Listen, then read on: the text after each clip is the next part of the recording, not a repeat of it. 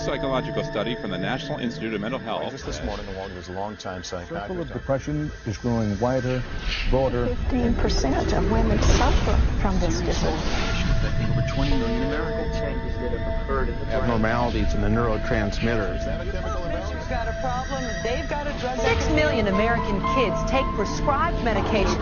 Need psychiatric care. But what if the criminal is mentally ill? The punishment, a form of aversion therapy. 10 minute cures on the show, but I want to... Seasonal Crime, disorder. OCD. Oppositional defiant disorder. Schools criticized for over-prescription.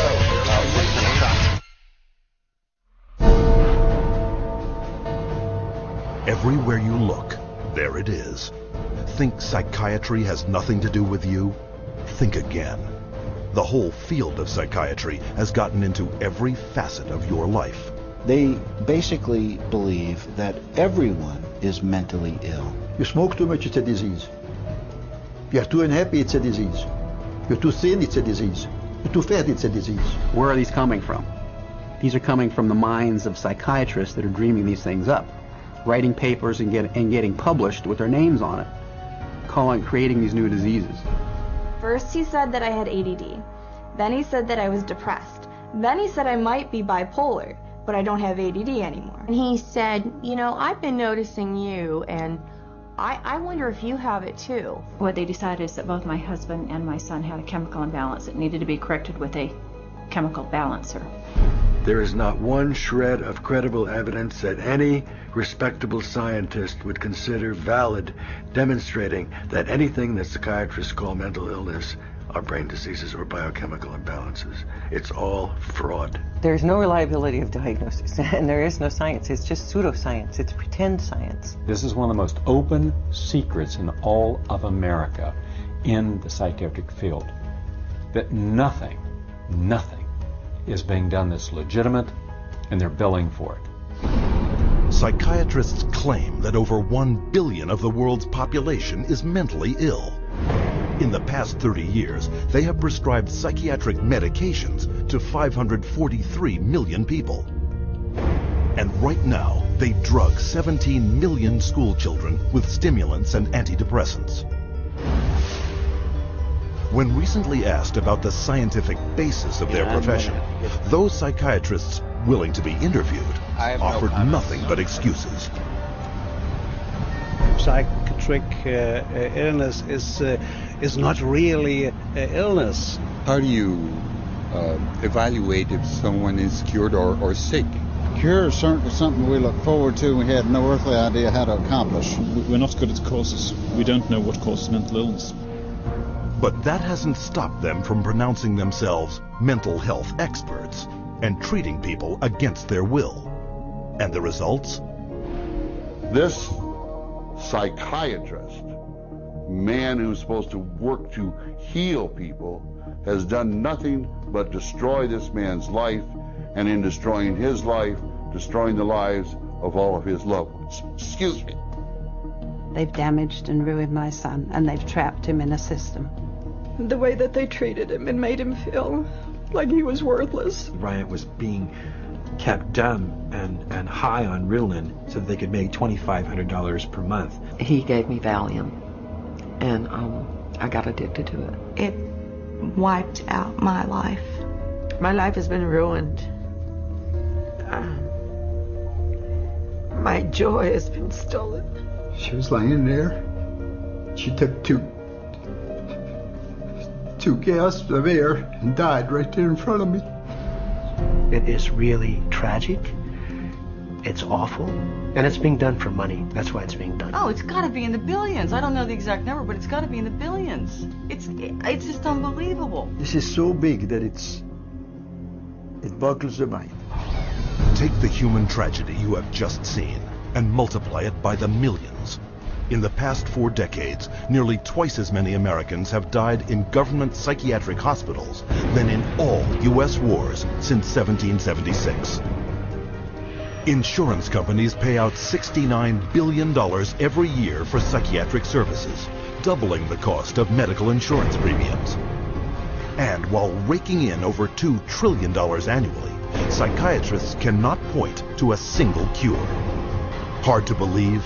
That's exactly what they count on. And as we will show you, it's how they have been getting away with it from the very beginning.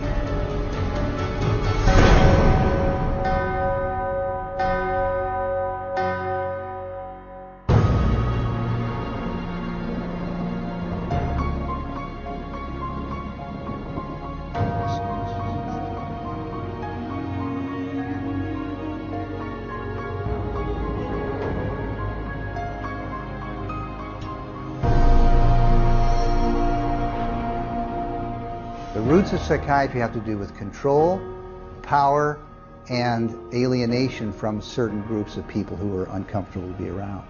They were locked up in these places to get them out of the way. The history of psychiatry, I think, really is related to institutions. Bethlehem Royal Hospital in London was one of the world's first psychiatric institutions. Commonly referred to as Bedlam, the hospital was little more than a warehouse for those deemed mad. Inmates were confined to cages, closets, and animal stalls, chained to walls, and flogged, while the asylum charged admission for public viewings. In the 18th century, William Batty was the first to promote that his institutions could cure the mentally ill. Batty's madhouses made him one of the richest men in England, though his treatments were every bit as inhumane as those practiced in Bedlam, with not a single patient cured. His financial success triggered a boom in the asylum business and an opportunity for psychiatrists to cash in on this new growth industry. This was an era where, on both sides of the Atlantic, specialized institutions for the mentally ill are beginning to be built in large numbers. Those institutions date back certainly to the beginning of the 18th century, and in a few cases even earlier than that. But the explosive growth of an asylum sector, of asylumdom, as some historians have called it, is very much a 19th century phenomenon. It's that period when the state is persuaded to invest tax dollars in building these places. But while those who ran the institutions were getting rich, psychiatrists yet lacked the credibility to maximize their cash flow. In order to justify their profession, they needed to come up with these biological solutions, or they didn't have any profession. The only way for them to solve that was to attempt to start believing that these people that were suffering from emotional disorders was from a biological basis. Whatever was done to make this person more manageable would be simply called a treatment. And the sad reality is that many of these so-called treatments were, in essence, torture. The near-drowning devices that were developed in this period, for example, must have been appallingly frightening. For example, one device involved putting the patient into a coffin, closing the lid, and dumping it into a bath of water, and then opening it up and trying to revive the patient. There were a range of these things, and the mortality rate was very, very high. Psychiatrists next sought to give credence to their practices by cloaking them in the language of medicine. This repackaging of treatment became known as the medical model. Somebody who's really hyper and manic, if you're wrapped up in a cold sheet and dunked into some water, you're going to quit acting manic because that's a punishing treatment. But as soon as the symptoms started to go away, they started to believe that somehow by wrapping them up and dunking them in cold water, it was draining the toxics out of their body. So they built the medical model around that. Pushing the biological theory of mental illness a step further, an American, Benjamin Rush, put forth the idea that insanity was caused by too much blood in the head. The cure? Remove the blood by any means possible. Restraint, cold water, bleeding, even terror. And with that, a new medical model was created. Benjamin Rush was probably the most famous American physician of the Revolutionary era. Rush was known as the master bleeder. He bled his patients for madness. He also invented something called the tranquilizer. It's a chair that looks a little bit like an electric chair. The patient was confined in this apparatus sometimes with cold water applied to his or her head, for some hours at a time, and Rush announces in a letter that he's invented this new contraption and dubbed it the tranquilizer. Rush's often lethal procedures were detailed in his 1812 textbook, which remained psychiatry's authoritative source for the next 70 years. He was so revered that in 1965, Rush was enshrined as the father of American psychiatry on the seal of the American Psychiatric Association. As the 1800s wore on, psychiatry's mounting failures at curing madness threatened their financial bottom line, forcing them to invent new medical models. The cures promised were not delivered. So by the 1860s and 70s, a growing mood of pessimism was covering Europe and North America, that effectively the new institutions were ever growing in size, but not growing in their effectiveness. The 20th century brought more medical models. American psychiatrist Henry Cotton mutilated his patients by removing their body parts, declaring this a breakthrough in the treatment of mental illness.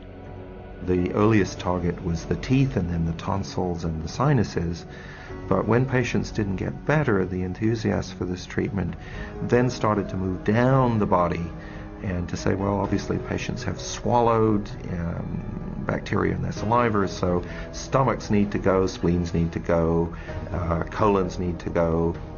As public outcry escalated over torture and maiming of patients, psychiatrists would invent new methods, each one hailed as the miracle cure. But each one was ultimately proven no more effective nor less brutal than the last. This is a history of psychiatry, more or less, to damage the patient. I mean, this is a version of the original model, which was to chain them like animals. If you're doing it to somebody because you insist that they have to change, and you're going to do that by turning the screws, you might say, whether it's with medication, restraint, whatever, that's torture. And a huge part of what psychiatry has done really comes down to torture.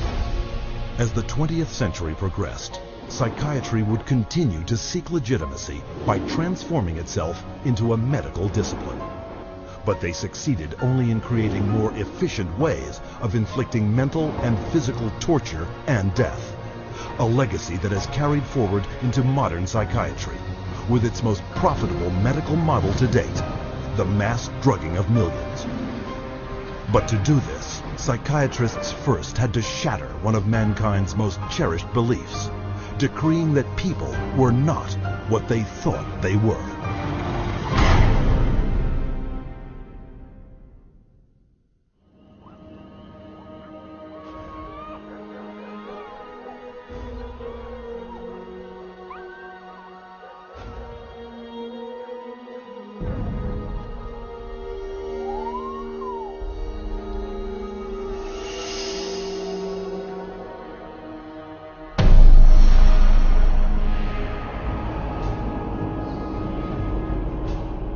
Leipzig University, Germany, 1879.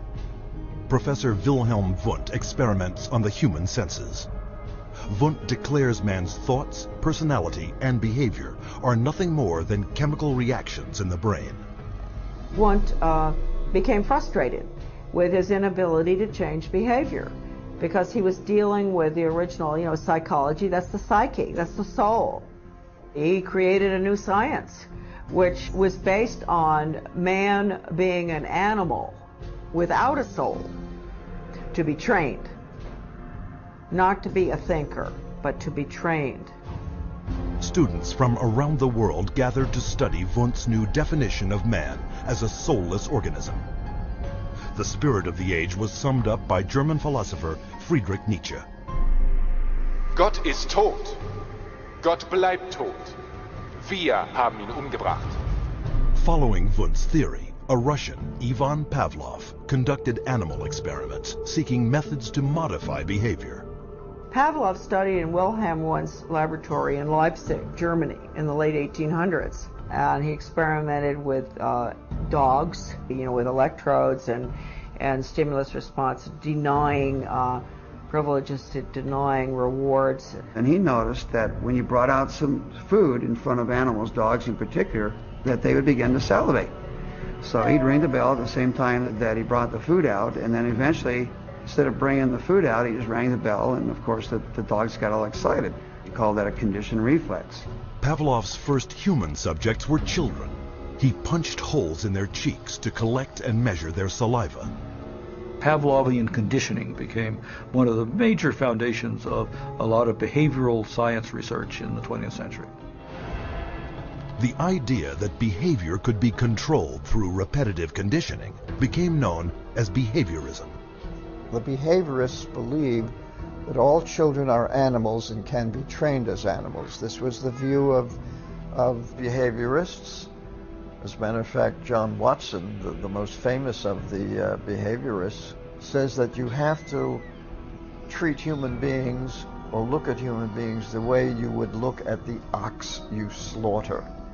See, the behavior is not interested in what's up in your head or your soul, because they don't believe there is a soul.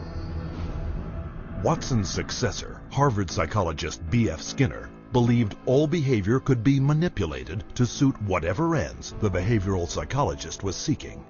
Skinner developed what's called operant conditioning, where he was able to demonstrate you can change animal behavior by certain schedules of reinforcement, by giving them rewards at certain times, and then you can teach pigeons to play ping pong, for example, and you can teach rats to run mazes, and you can teach human beings to seek certain economic or societal rewards. Skinner could actually shape new behavior patterns, and this actually was the sort of thing he quite soon became very famous for. Perhaps his most notorious experiment was the Skinner box. He was designing the Skinner box, which is something like a big playpen, but everything in it's controlled. The temperature's controlled, the light's controlled, and so on. And the idea is then you present children with certain stimuli that you want them to learn to react to. For nearly a year, Skinner isolated his daughter in a box similar to those he built for rats. The child was stimulated and had to respond in a certain way, like a chicken or a rat in a cage, because they firmly believe that children are animals. If you believe, though, that a child is a human being, you can't train him like a rat. Today, about $40 million a year in taxpayer money is paid out by the United States National Institute of Mental Health for behavioral psychology research. A total of $19 billion since 1948. With these funds, psychiatrists apply the same conditioning techniques developed by Pavlov, Watson, and Skinner. Case in point, a juvenile detention center where children are hooked up to 270-volt batteries and shocked in a procedure called aversion therapy. Antoine was having a number of problems because he was up at a center that was shocking him every time he did anything. There was a button on a little, almost like a TV remote, that would be used and pushed. They will get an additional shock for trying to remove the electrode. So they're expected to sit there and let this electricity pass through their skin without trying to remove it. If they yell in anticipation of the shock, they will shock the student an additional time for yell. The cost to send a student to Judge Rottenberg from New York is about $214,000 per student. These students are tortured. They're given this electric shock therapy for no other reason but to inflict pain. Other techniques include administering electric shock to treat sexual deviance, sending powerful magnetic impulses through the skull to interrupt brain activity, and shooting high voltage through surgically implanted electrodes, all to stifle problem behavior, and costing up to $100,000 per patient. And while this science without a soul led to behavior modification techniques that continue to generate billions in research and treatment, it also laid the groundwork for another psychiatric movement that would cause the deaths of millions.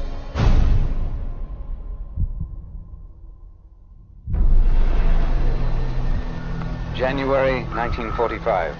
As World War II comes to a close, the full horror of Hitler's final solution is exposed, with grotesque killing factories unparalleled in human history, Mass graves filled with corpses of men, women, and children, murdered by starvation, bullets, and poison gas. What could drive men to commit such atrocities against their fellow human beings?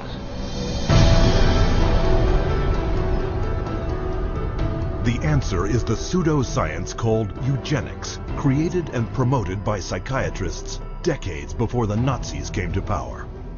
The eugenics movement got started in 1883 with Francis Galton, and he felt that human beings should take evolution in their own hands, and that the most talented individuals, the most healthy individuals, the most attractive individuals should have more offspring. There was great concern that people that they considered had poor genes were reproducing faster than the people they considered had good genes. They felt that a medical solution might be the proper one. This is what led to the sterilization movement. It resulted in sterilization of mentally ill people, sterilization of retarded people, sterilization of people we don't like politically and sociologically. So the problem is not with genetics. The problem is a pretend phony genetics used to justify inhumane social policies. Though never proven as anything but theory, by the early part of the 20th century, eugenics had spread to almost 30 countries, from England to Brazil, Mexico, Sweden, Russia, and most notably, the United States, where forced sterilization was widely practiced. Eugenics movement in Germany was somewhat different than the eugenics movement in the United States in that there were many more physicians and psychiatrists. Alfred Plutz was one of the pioneers in the German eugenics movement and how to control the population of those whom he considered inferior. In 1905, along with his brother-in-law, Ernst Rudin, he established the first organization for racial hygiene. Alle Nationen haben sich mit einer außergewöhnlich großen Menge an minderwertigen, schwachen, kranken und Verkrüppelten abzugeben. Durch kluge Gesetze über Sterilisation würden wir auch in der Lage sein, den vernünftigsten Weg der Zeugung herbeizuführen. Hitler was particularly impressed by American eugenicist Madison Grant. Grant's book, The Passing of the Great Race, was proclaimed by Hitler as his personal Bible. In his book Mein Kampf, Hitler further hailed eugenics as the science that would rebuild the German nation. Körperlich oder geistig gesund ist, dem ist es nicht erlaubt, seine Krankheit an seine Kinder weiterzugeben. Das Recht auf persönliche Freiheit wird durch seine Pflicht, die Rasse zu beschützen, eingeschränkt. The German eugenicists welcomed the Nazi advent to power because the Nazi program could fund the very programs that they had in mind. The Nazis gave them political support, financial support, and conversely, the psychiatrists gave the Nazis a medical justification for their genocidal policies. Something like 40% of German psychiatrists had joined the SS by 1933. They weren't forced into the SS, they just joined it naturally, because the beliefs were very, very similar. Rudin and his work led directly to the decision to move from sterilization to murder. Their plan was simple. First, convince the public that feeble-minded undesirables wanted to escape the burden of their existence, but could not say it, and that killing them was an act of mercy. Then extend the definition of inferior to include Jehovah's Witnesses, Jews, gypsies, homosexuals, all unworthy of life. Psychiatrists produced propaganda movies known as the Nazi killing films, shown in all 5,300 theaters throughout Germany. Geisteskrankheit ist als ein Erbübel eine der größten Gefahren für die Volksgesundheit. Irrtum ist, dass sich solche Kranken glücklich fühlen und am Leben hängen. Sie haben überhaupt kein Daseinsbewusstsein. Wer von ihr befallen wird, dem ist die schwerste Last des Schicksals auferlegt. Ein Dasein ohne Leben. It first started with passive violence, which is starvation, It then intensified to lethal injections, and finally it developed into systematic gassing and cremation. Their headquarters were established in Berlin under the infamous code name T4. T4 program was named after Tiergarten 4, which essentially resulted over a period of time in the murder of about 70,000 people who were deemed mentally retarded, emotionally distraught, or physically handicapped by the Germans. They were called life unworthy of living. The killing, piloted in psychiatric institutions across Germany, then moved into the concentration camps, with top German psychiatrists as the executioners. Paul Nietzsche, the T4 director, declared, Das Aussortieren in den Konzentrationslagern lief etwa genauso ab wie in den Nervenheilanstalten. Und mit selbigen Erfassungsbögen. 6 million Jews died in concentration camps and as a result of Nazi extermination policies. Rudin congratulated Hitler for making his, that is Rudin's, 30-year dream come true. After the Nazi surrender, an international court of justice was held to put psychiatry on trial for its war crimes. But American psychiatrists, fearing a permanent blow to the future of psychiatry, stepped in by shifting the blame onto a handful of German psychiatrists. There were some doctors who were prosecuted, but very few. Ernst Rudin returned to Switzerland at the end of the war. He did not serve any prison time. One of the strangest things of all about the legacy of Nazi science is that some of the nastiest psychiatric eugenicists at the end of the war went back to work either in Germany or sometimes in the United States. What began with a psychiatric plan to eliminate undesirable humanity had now spread throughout the civilized world and was responsible for the murder of 11 million people. Never brought to justice, psychiatrists, as you will see, continued to advance eugenics around the world. And today we see the results. In racism, human misery, and unending social conflict.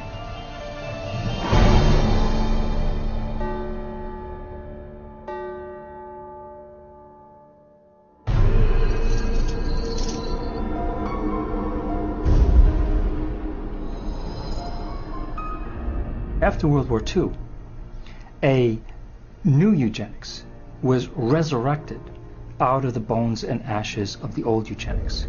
The eugenics movement has been at the forefront to establish a new scientific racism that justifies oppression and exploitation and racism.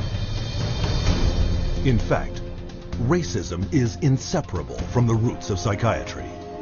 The entire history of psychiatry, beginning with scientific conclusions that were made in the 1830s, was an effort to prove the intellectual inferiority of African Americans. Benjamin Rush is the father of modern psychiatry, and he is the one that gave us the term nigritude. He said that all blacks have inherited this disease, and this particular disease, it caused them to be inferior. In addition to that, it was the reason why it was very important that blacks remain segregated and separate from whites so that whites did not inherit this disease. Asserting that negritude was a form of leprosy, Rush justified segregation as a medical necessity, and that became an argument to continue slavery. The fact that you have brutalized a whole group of people had nothing to do with that. It had everything to do with some genetic link, and that basically you were just a diseased person. So when a slave master wanted to get rid of a recalcitrant slave, they could just say, oh, well, they're suffering from this disease. Drapetomania, that is the name of the mental disorder that was contrived by Samuel Cartwright, who said that blacks have a mental disorder if they had a desire to run away from slavery. Running away became such a common problem that psychiatrists attempted to give that a disease. He says, but that's a cure for that. And the question was, well, what's the cure for that? Frequent whippings, frequent whippings. You'd be surprised how that disease clears up when the lash is put in place of their excuses. After slavery was abolished, psychiatric racism not only persisted, it intensified. the American Journal of Psychiatry officially proclaimed that Negroes, as descendants of savages and cannibals, were ill-prepared for higher civilization, while their pseudo-science eugenics stepped up its racist activities. There is a clear and long and intimate connection between the eugenics movement and the Ku Klux Klan. Harry Laughlin, who was the Carnegie Institution's director of the Eugenics Record Office, had a close relationship to the Ku Klux Klan through the publication of a book called White America, which was written by a major Klan leader. So Laughlin wrote a glowing review of the book in the Eugenics News, and at the same time, you have the Ku Klux Klan using eugenics to justify their racist goals. But psychiatric racism wasn't exclusively American. Some of the worst abuses of the 20th century occurred in South Africa, where the government adopted the same racist theories and practices used by Hitler. This was no coincidence. The Prime Minister had studied eugenics as a psychology student in Nazi-influenced Germany in the 1920s. Dr. Hendrik Verwoerd is regarded as the architect of apartheid. He saw South Africa as a divided state with whites, blacks and brown people living in totally separate areas, with black people having no rights whatsoever. With apartheid in place, psychiatrists established mental hospitals throughout the country that were in fact nothing more than slave labor camps. These places operated under a private company by the name of Smith, Mitchell and Company. They were saving money through the cheap accommodation for psychiatric patients while making massive fortune out of money that Parliament had appropriated for medication. So it was a corrupt system. When this operation was finally exposed, it was discovered that 67,000 prisoners had perished, while at the same time, psychiatrists had collected $117 million in funding from the South African government. The World Health Organization issued a report declaring that psychiatry cultivated racism and that apartheid did have a parallel in the ownership and trading of slaves. In 1971, in the United States, psychiatrist Louis Jolly West continued psychiatry's legacy of racism, hatching a secret aversion therapy experiment called the Violence Center. His government-funded plan: implant electrodes in the brains of African American and Hispanic males to shock them should they exhibit any violent behavior. And if that didn't work, chemically castrate them with drugs. When West's racist proposal met with public outrage, the plan was quickly shelved. Though psychiatry's unrelenting racist theories were blunted, they were not stopped. In 1994, psychologist Richard Herrnstein co-authored The Bell Curve, claiming to prove that blacks were genetically disabled and therefore inferior to whites. The Bell Curve really argues a very old eugenics idea. It argues that people are born with different kinds of intellectual abilities, that these are inborn pretty much at birth. It goes back to the notion that somehow black people are genetically and biologically inferior to white people as a way to justify what was really its programs of social racism and social sexism. And you see that kind of thinking going on in public school testing and IQ testing and educational testing and tracking. And this new tool fit into that old mold. It was a new tool that could prove the intellectual inferiority of African Americans. The psychiatric profession has done great damage, certainly in the past, and far too many in the present too, to subvert democracy and perpetuate racial stereotypes, even more, deep racism in society. We have to battle against this continual misinformation, disinformation, pseudoscience. It can be repackaged in whatever form or format it is. But if it is based solely upon the color of one's skin and then is the merit of that human being, I just reject it. And so today, the flame of hatred continues to burn, fueled by pseudo-scientific lies. This is the heritage of psychiatry, as a justification for racism and as a pretext for political repression.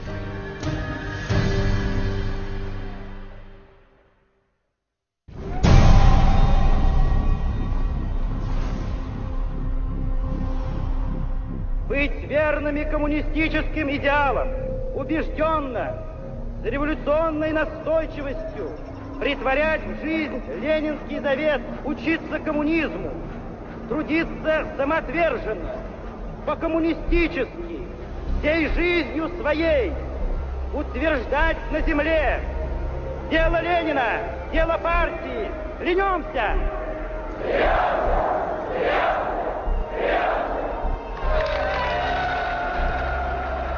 The Soviet regime demanded absolute loyalty.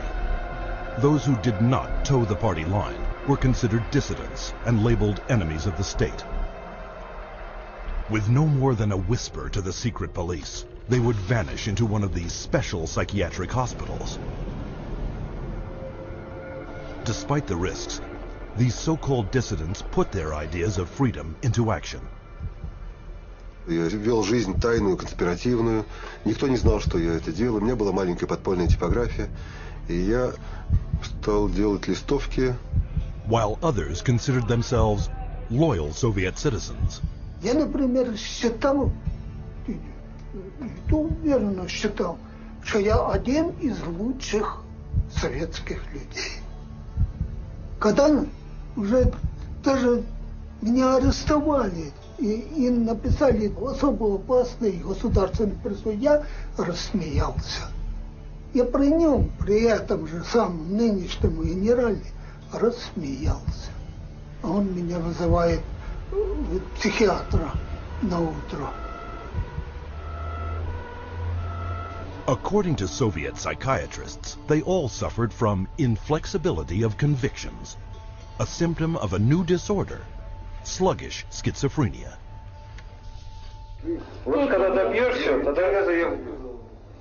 Так до конца пей. Перепей, я буду с ним. Ребята, не заставьте его. Давай пей.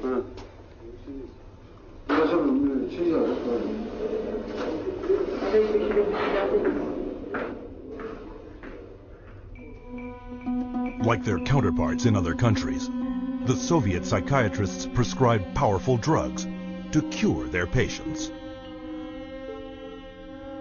Они никогда их с удовольствием не принимали. И находят пути их не принимать. Мы обязаны просмотреть прием лекарственных, чтобы лекарства дошли до больного. Вот они где-то уже, как говорится, в горле проглатывают, все, ротовая полость чистая. И потом вот такие делают какие-то движения, отрыгивают. Врач на обходе говорит, как себя чувствуете, Петр Петрович? Я говорю, послушайте, вот, а там, когда 5 кубиков галоперидола, то надо, например, слюна до полу, там перекошенность вся, значит, одни мышцы растягиваются, другие сокращаются, совершенно ужасные позы, лицо все ужасное, на душе страшно просто. Я человека, вот самое главное, описать это состояние невозможно. Санитары совершенно безнаказанно могли избивать. По любому поводу. Или вообще без повода. Вот, например, санитар открывает дверь, тут ты оказался, например, в проеме двери. И вот этого достаточно было, чтобы, скажем, получить удар.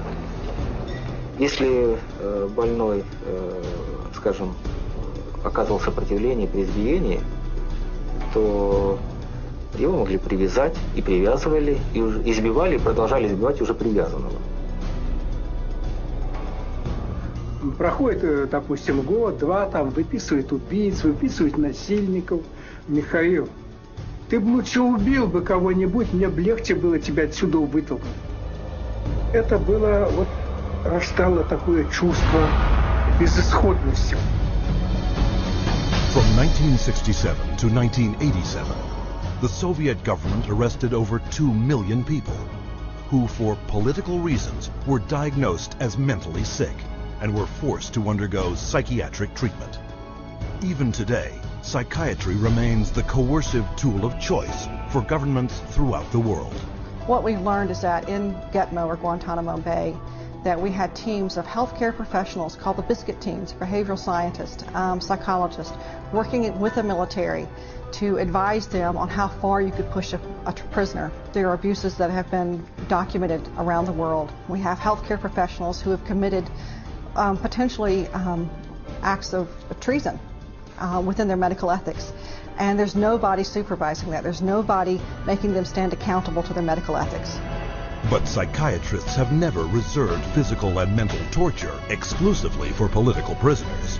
Throughout history, they have repackaged it and sold it to the public as therapy.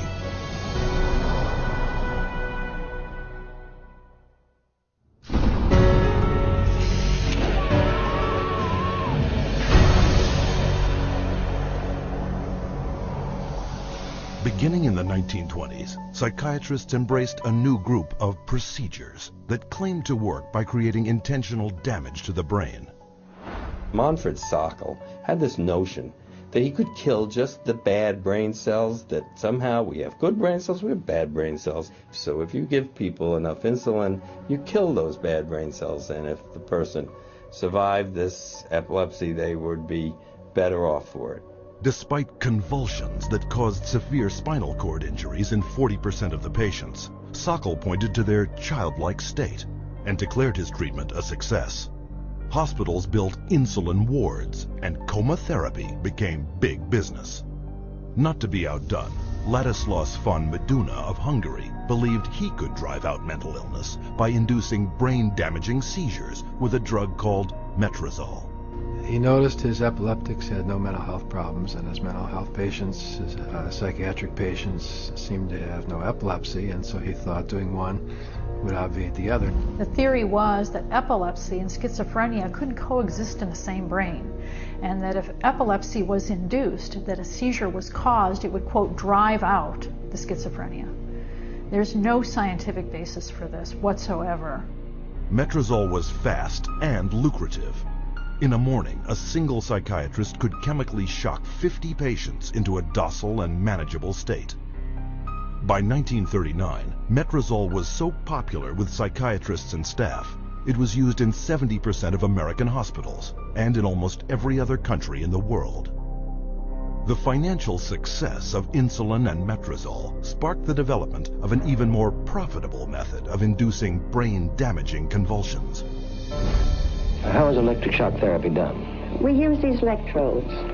We place them on the patient's head like this, and then by means of this machine, we pass a controlled electric current through the brain, just for a fraction of a second. The patient doesn't feel it. The story behind this miracle cure began in a Roman slaughterhouse. In Italy, in 1938, two Italian psychiatrists decided to observe that before slaughtering pigs, in order to make the pigs more docile, they would apply electrodes to their temples that were hooked up to wall current, and that this stunned the pigs, but it didn't kill them, and they could then slaughter them. Well, this gave them the encouragement to try inducing convulsions with electricity.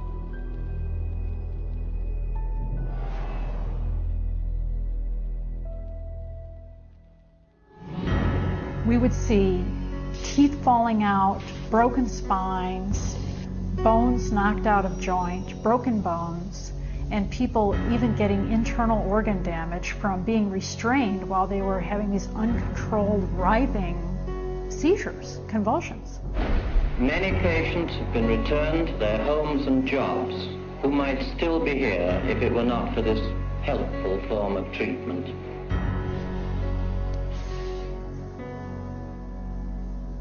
Having successfully sold brain damage as a cure, psychiatrists searched for even more precise ways of targeting the brain. This was jump-started in 1848 when an explosion blew a steel rod straight through the head of Vermont railway worker Phineas Gage. While Gage survived, his personality was dramatically altered. 70 years later, Portuguese neurologist Egas Moniz would try to obtain a similar result by drilling into a patient's skull and squirting pure alcohol directly into the brain, killing the tissue of the frontal lobes. Moniz called this new procedure a lobotomy. Dr. Walter J. Freeman would become lobotomy's most infamous practitioner. He discovered he could do it faster without having to drill through the skull. There was no anesthesia.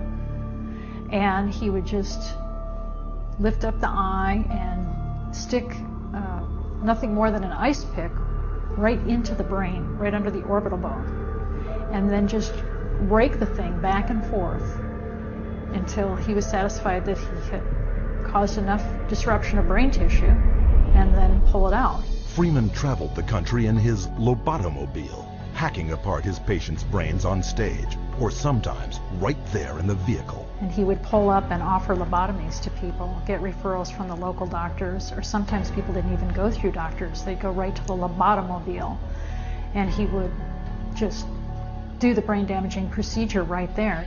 By the time his surgical privileges were revoked after his last patient died on the operating table, Freeman had performed or supervised over 3,500 lobotomies, more than 25% of which, by his own admission, left his patients in a vegetative state. They lobotomized 1 million people in the 40s and the 50s and beginning of the 60s until they came to the conclusion that this was a destructive treatment. But though the stories of miraculous cures were soon exposed as brain-damaging frauds, psychiatrists kept one step ahead, inventing new forms of psychosurgery, passed off as medical advances. I completely shuddered from head to toe. And that's what I heard in my head when he drilled something in my brain. Northwest, actually, the centre home. I'm sorry I had to do that. Yeah, why did you have to do that? I went, oh, funny, and Did my you? head all shook inside. Oh dear. Oh, my head shook inside. Yes, all right. Everything shook, the eyes, everything, the teeth. Oh, that's wrong. That was grievous bodily harm done to my brain. And nobody has the right anyway to play God with somebody's brain. The whole operation took about 8.5 hours, and they kept me awake for every second of it, and I remember every second of it. And I still remember it to this day because I have this operation every day of my life. Whether I like it or not, I have it. Psychiatrists still tout the benefits of lobotomy, a treatment that earns them $31 million annually. But in the wake of lobotomy's tarnished reputation, psychiatrists were quick to push electroshock back into the spotlight. Renaming it electroconvulsive therapy, they now give patients anesthetics to squash their screams and paralyzing agents to avoid watching the writhing of agony. The main misconception that people have about ECT is that it's new and improved. The new and improved refers strictly to these cosmetic improvements because, in fact, they make it easier on the witnesses. The person isn't shaking all over the table. They're paralyzed now. It isn't new. It isn't improved. It is worse. Every 10 years or so, there tends to be, first of all, a denial that it causes any harm. Secondly, an acknowledgement that it might have caused harm, but here's a whole new approach, and now this one is blameless, without any research to back it up. The ECT machine can produce anywhere from 50 to 400 volts. It's the kind of energy that we use for industrial machinery that might be in a steel mill or a printing press, some large piece of machinery. It's an extraordinary amount of energy, and it causes a great deal of damage. And while stories of prisoners physically mistreated with electroshock are well publicized, the amount of electricity doled out by psychiatrists for ECT is up to 33 times greater. And that damage is most often targeted at the most vulnerable. 2/3 of those who receive electroshock are women. Given such diagnoses as premenstrual syndrome, menopausal disorder, or postpartum depression. Half of electroshock patients are elderly. Once they become eligible for government health care at age 65, 360% more American seniors receive ECT than at age 64. And what does this all add up to? 40,000 dead, and countless others so brain damaged they have no hope of ever recovering a normal life. For a total of $12 worth of electricity, psychiatrists in the United States alone rake in $5 billion. But the next miracle cure psychiatrists added to their arsenal made them more money than ever before. for it was faster, cheaper, and could turn every man, woman, and child into a patient for life.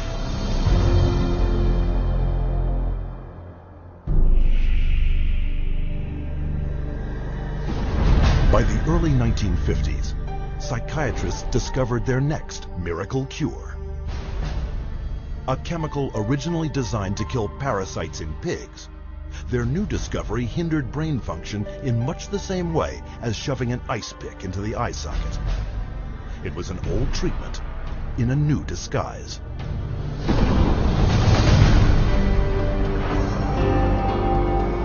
With the advent of these new tranquilizing drugs, it seems not too much to say that we're on the verge of an entirely new era in the treatment of mental illness. Dubbing it a chemical lobotomy, Canadian psychiatrist Heinz Lehmann described Thorazine as a simple, easy-to-take pill with the same effects as psychosurgery, but without the mess.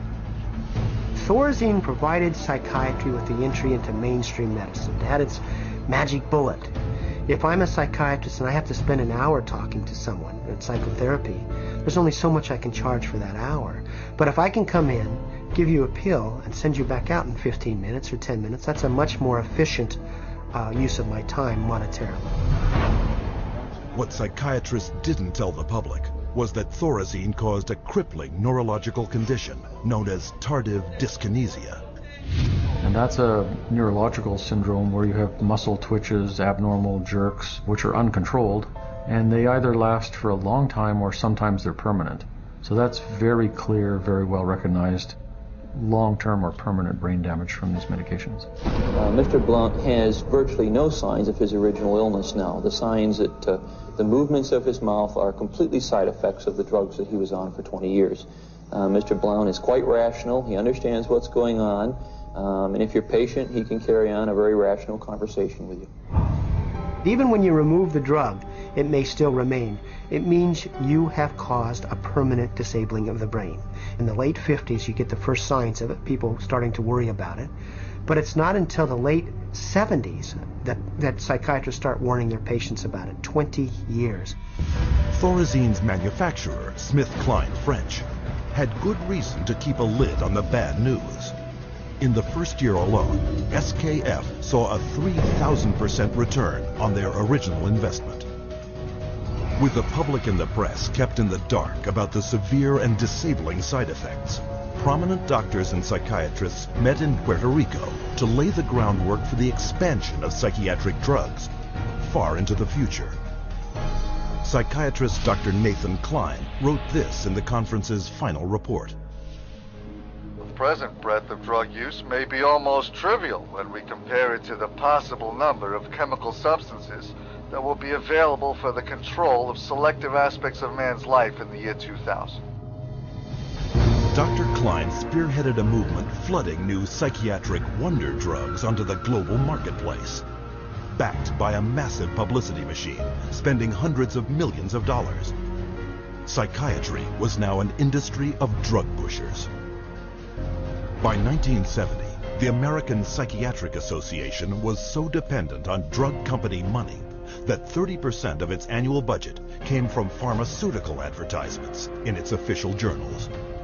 So we had money flowing to trade organizations, we had money flowing to the doctors, and to their journals. Well, we all know that that is going to influence how they think. The majority of National Institute of Mental Health and National Institute of Health scientists are getting more money from drug companies on the side than their tax-based salary. With so much money to be made, all psychiatrists needed was a scientific theory to justify it. Their solution? An official report declaring that all mental problems derive from a so-called chemical imbalance in the brain, requiring drugs to correct. This chemical imbalance is one of the greatest fallacies ever foisted upon patients and the public. There is no chemical test to show an imbalance related to any psychiatric disease, whether it's depression, anxiety, what have you. The chemical imbalance is for the benefit of the psychiatrist. It has to be there so that psychiatrists can treat it. But fraudulent chemical imbalance theories could not hide the mounting evidence of common and terrifying side effects, such as akathisia. Akathisia is like an extreme inner nervous agitation. People describe it as wanting to crawl out of their own skins. And this happens with great frequency, and it is absolutely, totally well understood to be associated with suicide and violence and homicide. After years of these reported side effects and cases upon cases of violence, self-mutilation, and death, in 1991, health experts, legislators, and the public finally forced the FDA to order an investigation. I know with absolute certainty that if Charles had any idea of the side effects of Prozac, he would never have taken it. I had two sons, David Lee, age 8, Billy 16, a wife 20 years, all gone. I'll tell you why. After being on Prozac for 21 days, my wife shot and killed both of these two boys right here. She turned the gun to herself and shot herself twice. I took the 9mm automatic, sat down on the bed, and put the gun to my head. And I blew a 4-inch hole out the back of my arm instead of my head. Thank God I was a lousy shot. Had someone looked further into Prozac, steps could have been taken to avoid it. What was supposed to be an unbiased hearing was a panel of psychiatrists, the vast majority with personal financial ties to pharmaceutical companies. They basically couldn't find an expert, a doctor, a psychiatrist, at a leading medical school who basically in some way or another didn't have a consulting agreement, hadn't taken money from the pharmaceutical companies. I do not find from the evidence today that there is credible evidence to support a conclusion that antidepressant drugs cause the emergence and or the intensification of suicidality and or other violent behaviors. 500 deaths, 33 murder cases, and over 20,000 adverse side effects. Would you like to tell me why this drug is still on the market? Is there an alliance, an unholy alliance between psychiatric community, the pharmaceutical industry, and the FDA? And the answer is yes. This unholy alliance became all too apparent in 1997, when pharmaceutical companies persuaded the FDA to allow them to advertise directly to the public, with psychiatrists providing medical endorsement. And in just 3 years, sales of psychiatric drugs skyrocketed, almost 2.5 times. When the numbers of violence and suicide victims shot through the roof, public outrage finally forced the FDA to issue warning labels on antidepressants. But by then, 13 years had passed. Billions of dollars had been made, and psychiatrists were marketing their next wonder drugs. Over 8% of the world's population has now taken psychiatric drugs, backed up by fake science and endorsed by regulators who are bought and paid for. Their harmful medications gross nearly $27 billion a year. And while psychiatrists were finding a way to diagnose and drug every person on the planet, on another front, they were continuing their assault on our most personal freedoms.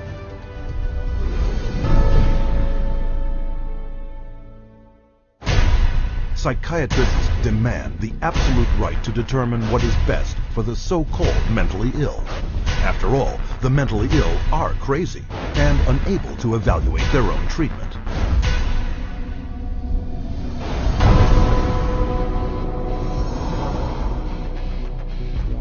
To enforce their authority over others and keep their institutions filled at profitable levels, psychiatrists use a method called involuntary commitment. When you go to a real doctor, say a family doctor or a cardiologist, a patient always has the right to refuse treatment. So there is no such thing as involuntary treatment when it comes to clinical medicine as practiced by real doctors. Psychiatrists, of course, believe that people can be treated against their will. In 1956, psychiatrist Winfred Overholser presented a plan to Congress intended to take involuntary commitment to a whole new level.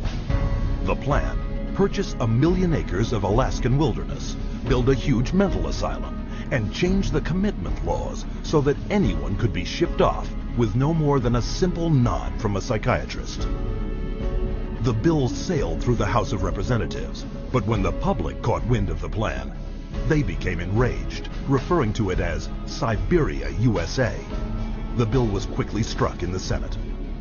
But while the death of the Siberia bill put a stop to their large-scale plans, involuntary commitment still remained the most effective and profitable method for filling psychiatric institutions. Again, the person has committed no crime and has no trial and is sent directly to a mental hospital, which is really a prison. How many people go to an insane asylum and say, please lock me up? Doctors don't lock up anybody. Psychiatrists lock you up. Even children can be taken from their parents with little legal recourse. They just invaded our home. They came in with officers. Our kids were scared. You know, they come in with pieces of paper and say, you're giving us your kids. And it's like, you know, how can they just come in and do that? She said, you could be arrested for medical neglect. And I said, but how was that when, you know, this is my child? And I see that he doesn't need that much medication. Why would you threaten me with something like that? At 10 p.m., 2 policemen and 2 social workers came to my house and took all 4 of my kids away. Once committed to psychiatric hospitals, patients are drugged and restrained. The more a person objects, the more this objection is construed as symptom of a mental illness. At which point the person would be locked up in restraints. There would be the ankle, the knee, the waist, the head, the wrist, and the shoulder restraints. And if when that process was happening, if there was almost any resistance at all, the person then would be medicated to a point where they would almost be knocked out. We had one case where they actually took a patient in a seclusion room and beat him up. And then they lied about it to the services that investigated. So it's a pretty wide range of abuse issues that we've encountered. Psychiatric staff provoke their patients into violence so they can bill insurance companies up to $1,600 a day for each restrained patient. A patient would resist diagnosis, resist treatment, and also want to leave treatment while they were at the hospital. And invariably, every time, that person's situation would be exacerbated until they were put in constraints and medicated, at which point there would be documented reasons to keep that person in treatment. The burden of such claims is passed directly to the public in the form of soaring healthcare premiums. As for their victims, the experience is traumatic and even lethal. 16-year-old Rochelle Claiborne died in Laurel Ridge's care last August. The state report shows during the restraint, quote, Rochelle stated several times she could not breathe. In almost all respects, the staff behaved appropriately, followed the standards. By taking advantage of weak or vague restraint laws, psychiatrists and their staff are almost never held criminally liable for assault, battery, and murder. He begged me to take him home, take him out of there, that they were treating him wrongly, and he didn't want to stay there. And I got a call that there had been an accident, that they held him down until he couldn't breathe anymore. I wish I would have listened to him, take him out of there before it had happened. And then I miss him every day.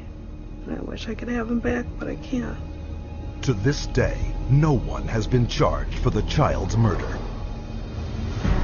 The elderly are a prime target for psychiatric abuse, with treatment of senior citizens in mental institutions costing private and government insurance over $29 billion a year. Unwarranted commitment has occurred that wouldn't have occurred if the people hadn't had insurance. The proof of that pudding is generally in how fast they get out once the insurance runs out. Involuntary commitment is a form of psychiatric slavery, where persons are treated as if they're property and they are deprived of liberty, and people are making money in the process. As long as we have involuntary mental hospitalization, psychiatry is a prison work. It's a crime against humanity. It is not medicine. Every minute of every day, someone is involuntarily committed to a psychiatric institution. And if you think this is something that can't happen to you or someone you know, think again. Every 75 seconds, someone in America has been committed against their will. And with over $1 trillion allocated to U.S. hospitals since 1965, psychiatrists have carved out for themselves a lucrative commercial enterprise, hidden behind a dubious interpretation of the law. But all too often, psychiatrists commit crimes too blatant to be ignored.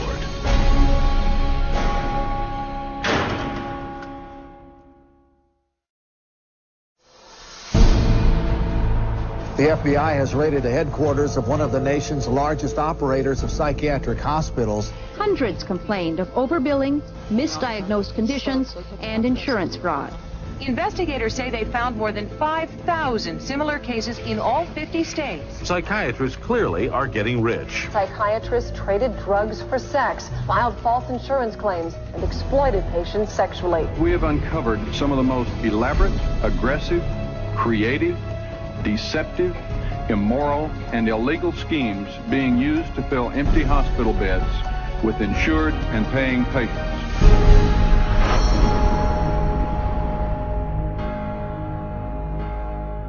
Every psychiatrist takes an oath to follow an ethical code of conduct, to put the care of their patients above all else.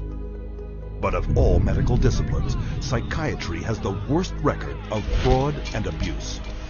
Psychiatry is almost a license to print money. If a doctor were clever enough, and many of them are, there's no reason that they couldn't make at least $500,000 a year fraudulently and get away with it in psychiatry. I don't purport to have deposed every psychiatrist in Las Vegas. I can tell you for a fact I haven't. Maybe I've deposed half, and by and large they were a dishonest, deceitful, lying bunch of people. So prevalent are their deceptive and criminal billing practices. Insurance investigators have slang for it, like the California wave and the $100 handshake. $100 handshake is when usually a patient is institutionalized. Psychiatrist, psychologist will visit that person, shake hands with them, say, hello, I'm Dr. So-and-so, I'm taking care of your problem here, and then leaves. They might have 10 or 20 patients there. They bill an hour for each one, and they might be in the hospital for a total of 30 minutes. So 20 patients, 20 hours, and they'd send the bills off to Medicaid. We see that most of the victims of recovered memory therapy were women who had excellent health insurance, whether it was government insurance or private insurance, because many insurance policies wouldn't pay for this kind of long-term nonsense. So those people were targeted because of the nature of the insurance that they had. Every year, the U.S. psychiatric industry defrauds government and private insurance of $40 billion, using any means possible to deceive the public. There were some advertisements, very seductive advertisements, for people wanting to lose weight and were having problems losing weight. And they would be given, all expenses paid to go to a particular spa. But when they got to this spa and went in and signed in, it wasn't a spa, it was a psychiatric center. And then they couldn't get out. What instead they received massive doses of mind-altering drugs, and they were kept for a lengthy period of time, and their insurance carrier was billed tremendous amounts of money for something that was unnecessary. But their lies go beyond the psych ward and into the courts, where as paid witnesses, they will say anything to collect their fee. A psychiatric expert who will have one opinion in one scenario and a completely opposite opinion in another scenario based on which law firm or governmental agency is paying for his time. The psychiatrist, on one hand, will tell the public that suicide can be prevented, but will go into court and tell a jury that suicide cannot be prevented. And then once you show his prior inconsistent statements, you also show that he is paid very well by pharmaceuticals, then the jury says, you know what, we're not so sure about you because you just lied to us. Add to the greed, dishonesty, and avarice their sex crimes. Accounting for only 6% of the physicians in the country, psychiatrists commit 1/3 of the sex-related offenses committed by doctors. It has happened so often that by the mid-'80s, the insurance companies who insure physicians across America started writing sexual claims out of the policies altogether. That's how common it was. The system was so broken that more than 25,000 complaints had been registered, but nothing acted upon. When a psychiatrist has a patient, a female patient, and abuse them sexually, there's a very high probability they'll get away with it. I've seen many cases where the mental health professional becomes very disturbed and is using very strange and odd treatments, and that can go on for many years with no one finding out about it because it's not very public. It's quite private. Things happen behind closed doors. Tragically, their sex crimes often involve children. Case in point, Dr. C. Markham Berry. On the surface, a well-respected member of his community. But all that shattered when he was arrested on child molestation charges. Van loads of child pornography were removed from his home, and the subsequent investigation uncovered his sexual abuse of former patients, boys aged 7 to 17, who he photographed and sodomized. All part of what the state called 50 years of Berry's rampant, undetected sexual escapades with children. This is not an isolated incident. It is the carefully masked character of the members of this profession. In every city, every state, every country, you'll find psychiatrists committing rape, sexual abuse, murder, and fraud. And as you will see, psychiatry's entire credibility depends on the biggest fraud of all.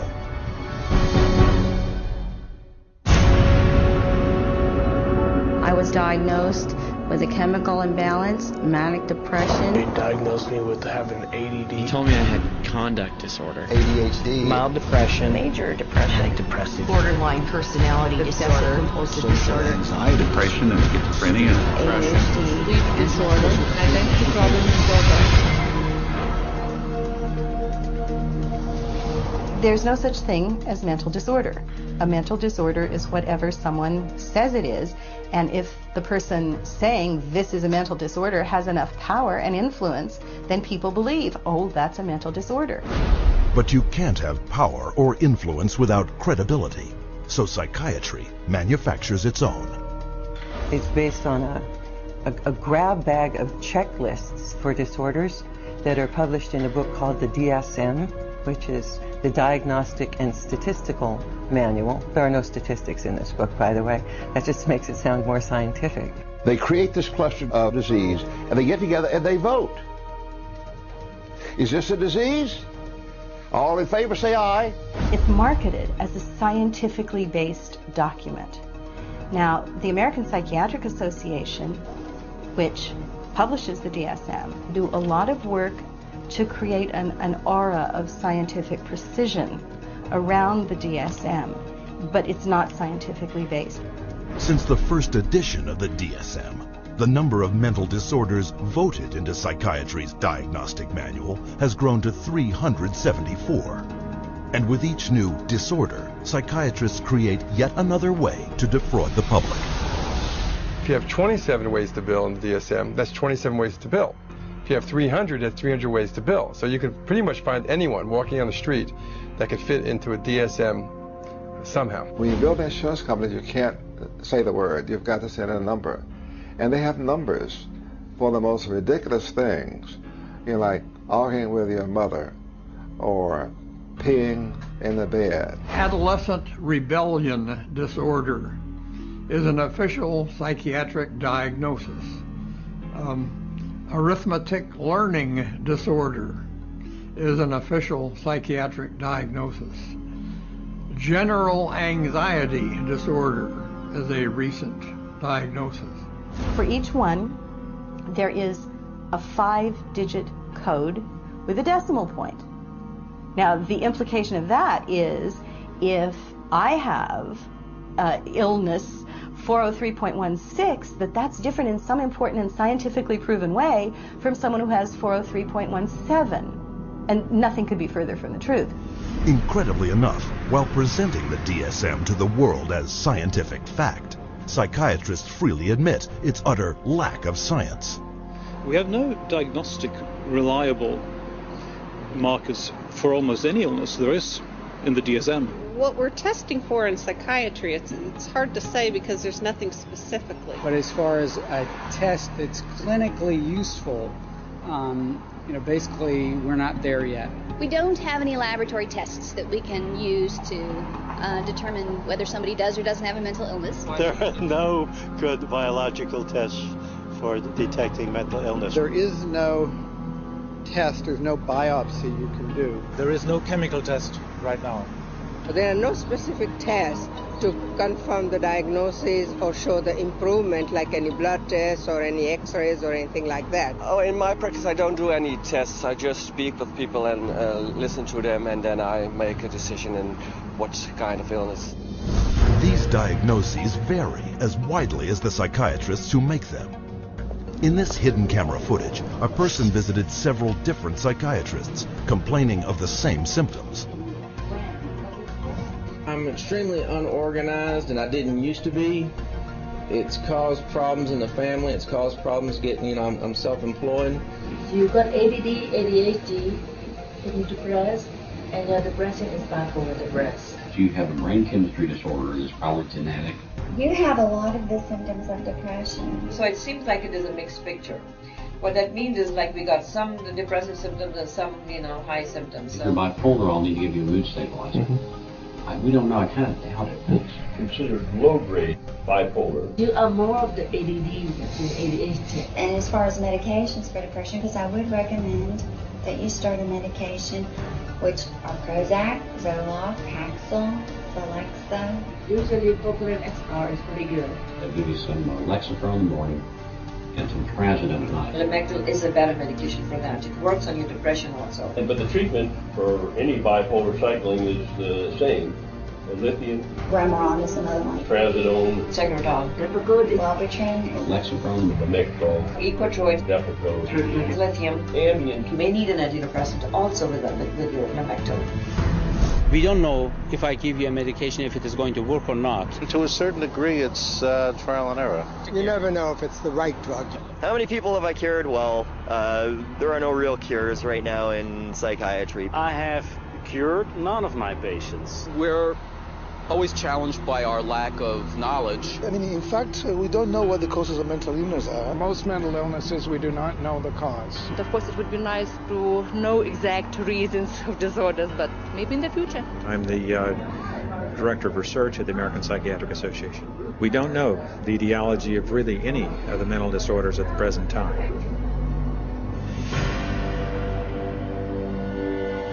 DSM-5 is coming out. It's grown to 10 times its original size, and it labels everybody. I could find 5 diagnoses that would fit you or anybody else. Compare this to the research methods of pathology, a real science that discovers real diseases using a wide variety of precise diagnostic tests. We do millions of laboratory tests as well as the structural examination and the microscopic examination. It's a whole series of applied scientific procedures. In the case of psychiatry, there isn't any laboratory tool that can precisely identify a psychiatric disease and allow it to be classified. It's not as if there's some study of tissue or some study of the body or some study of matter. These are all categories which are made up. They're simply made up. They don't exist in nature. They're decided upon by psychiatrists and voted on. Psychiatrists are not the only ones who benefit from the DSM. Wherever you find a psychiatric diagnosis, you'll find a psychiatric drug. The pharmaceutical corporations now contribute enormous sums of money for the education of psychiatric residents and for the support of research by their professors, so that psychiatry today has become in America, has become very largely learning which drug to use with which disease or disorder. We need to make sure that we understand the very close interactions among the American Psychiatric Association with its DSM, the pharmaceutical companies who love the fact that every time there's a new edition of the DSM, there are dozens more categories in there, and so more conditions for the drug companies to say, oh, we've got a pill for that. In 2006, a study revealed that 56% of all psychiatrists deciding what disorders to list in the next DSM had financial ties to at least one drug company. Today, we see the consequences. A barrage of drugs, each one targeted at an invented disorder that is backed by an arbitrary diagnosis found in the DSM. The fact that it is couched in the language of science without necessarily having any of the scientific data or underpinnings to justify it is as threatening as anything we've seen today. And psychiatry's latest and most expensive ploy to fool the public by imitating legitimate medicine? Brain scans. We can scan all the brains we want to. The fact that we see changes in different people's brains, changes in functioning, doesn't mean that we've discovered anything that has its origin in the brain. It just means that we're seeing changes, but it doesn't mean that there's something wrong with the brain. Psychiatrists and psychologists use the DSM to label 450 million people worldwide as mentally ill, a total equal to the populations of France, Italy, Germany, Canada, Australia, the United Kingdom, and Russia combined. While sales of the psychiatric drugs they push have topped $27 billion annually, funding from world governments for these patients gross psychiatry $440 billion a year. And much of this money comes from the diagnosis and drugging of our most trusting and vulnerable.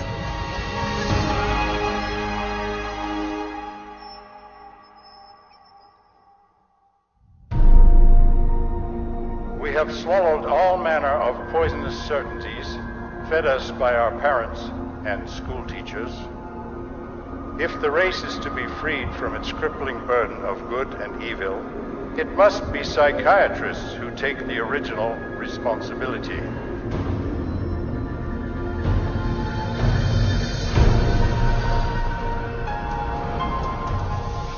Brock Chisholm's declaration typified the psychiatric onslaught aimed directly at our school system. They actually said that the purpose was social control. Not to pass on knowledge, not to give him something so that he can go into the world of work. In 1950, psychiatrists and psychologists from around the world met at the White House to propose a total reorientation of the public school system. The White House Conference on Mental Health in the 1950s was a landmark that served to bolster the idea that schools would serve their communities better as mental health clinics than they would as institutions of learning. In the early 60s, the world of psychiatry started to really go places in this country. Little by little, it came into our schools, our educational system. And by 1965, it was written into law. Psychiatrists were given the green light for the wholesale labeling and drugging of school children. A child is labeled ADD or ADHD the minute he can't sit still for a 10-15 minute period of time, or he talks constantly or ignores the teacher completely. That will get him and earn him an ADD or ADHD label. The labeling of attention deficit hyperactivity disorder, ADHD, went into full swing in 1987. Within 1 year, 500,000 American children would be diagnosed as ADHD. By 1994, that number had soared to 4.4 million. In response to widespread public alarm at this apparent epidemic of mental disease, the U.S. government-funded National Institutes of Health assembled a panel of prominent doctors and psychiatrists to explain to parents and educators exactly what ADHD was. I would like any member of the panel to describe a typical ADHD in terms of symptomatology. Mark, would you like to, since you see them in your practice? I think the panel has been frank, and the difficulties here are immense in terms of these. It is hard. It's very hard to know how to answer this question. They cannot, even when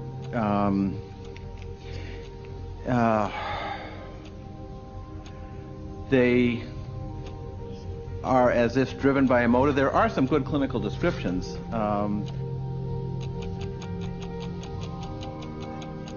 And I think, I think the part of the problem is the profession keeps changing the diagnosis. At this time, we do not have a diagnostic test for ADHD. Therefore, the validity of the disorder continues to be a problem. But this shocking admission did not stop school psychiatrists. 2 years later, the number of American students diagnosed with ADHD had shot up to 6 million. Today, 20 million children worldwide are labeled with some form of learning disorder, a diagnosis often made in a matter of minutes. We would sit behind a two-way mirror along with the parents. We would then look at the child. We would do small manipulative activities with them to see where their deficit was. It was wrong what we were doing. We were looking at a 5-minute glimpse of this child's life and saying, okay, here you go. Here's a little pill, take it, you'll be fine. Those little pills like Ritalin, Adderall, and Concerta are classified by the U.S. Drug Enforcement Administration as highly addictive substances, right along with cocaine, heroin, and methamphetamine. When I was on the Ritalin, it made me just feel totally different, like I wasn't even who I was. I was, flipping out, was twitching, going crazy. I felt like I was out of it all the time, like I wasn't there, I wasn't human. You're just a zombie, pretty much. You do what you can just to get by and just don't do anything extra. My mother never teased me, but she thought I really had ADHD and I was wrong, and I had something wrong with me. So I thought she'd feel bad and feel sorry for me if I died, but then again, I thought that she would miss me a lot, and I also love her a little more than I wanted to kill myself. And so I stopped when I realized that. The abundance of prescription medications created a new income source for kids, selling their meds to their schoolmates. It's called kitty cocaine. They take the Ritalin and they just repackage it and they sell it on campus to the kids because it's like speed. I figured if I was gonna do drugs, I might as well make it worth it. And I ended up doing street drugs, and then I ended up getting into it really bad. We're looking at marijuana and other things as being gateway drugs, and actually the so-called medications are a greater gateway drug. The Ritalin drugs are backfiring big time, because if the child is already disruptive and he takes cocaine, he's going to be a lot more disruptive after he's taken it. It is not going to calm him down. Boom, she got on the drugs and her personality changed, her behaviors changed, they became erratic and dark and violent, and it was just a nightmare. He kept having adverse reactions, becoming very, very angry. He could not control his behavior, he couldn't control his temper. He was on 5 different psych meds, Prozac and lithium, and he was 7 years old. And he was unable to function. He would have rages and then crying and all kinds of just violent rages, grabbing knives and all of this. The list includes 15-year-old Kip Kinkle withdrawing from Prozac when he shot 22 classmates, killing 2 after murdering his mother and stepfather at his home in Springfield, Oregon. 18-year-old Jason Hoffman on Effexor and Celexa when he opened fire at his California high school, wounding 5.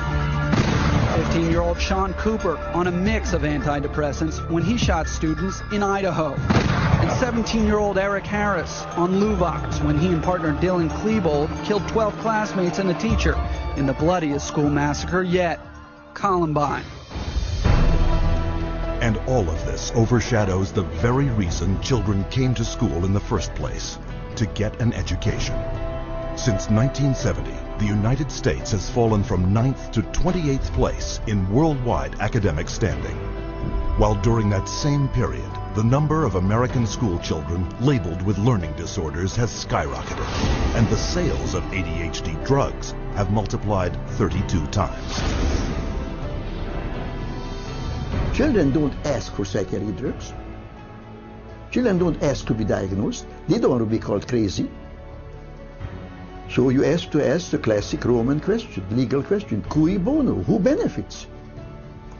The people who make the diagnosis.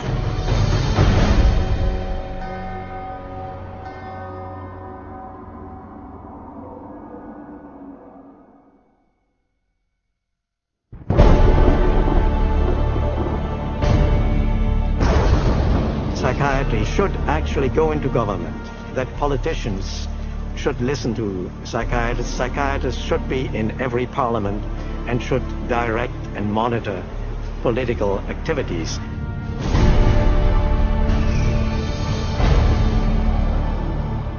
Psychiatry, in little more than a century, has infiltrated society on a global scale, and not by accident.